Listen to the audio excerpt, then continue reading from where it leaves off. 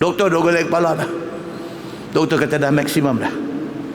Life support ni, support nak bagi dia hidup, nak bagi dia menyawa ni dah bubuh volume maksimum. Dia tak boleh menyawa.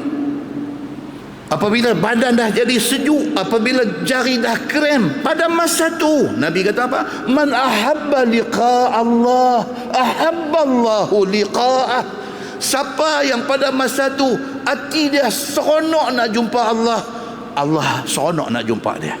Benda ni tuan-tuan, Allahu Akbar. Saya, tuan-tuan, semua orang hak mai hak tak mai, semua akan lalui benda ni. Sangat mengerikan tuan-tuan, sangat menakutkan keadaan itu. Kita helpless.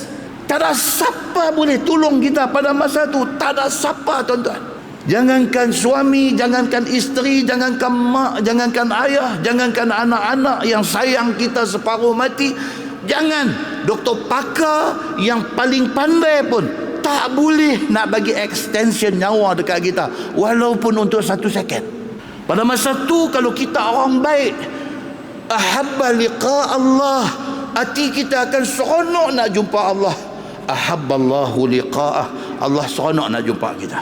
Tapi kalau pada masa tu man kariha liqa Allah, siapa yang dia tak mau jumpa Allah pasal dia tahu dia bermasalah, dia tahu dosa penuh atas kepala dia, atas belakang dia, dosa dia dengan orang, dosa dia dengan family, dosa dia ambil duit orang, dosa dia rasuah, dia tahu dia orang yang bermasalah, dia tak mau mati.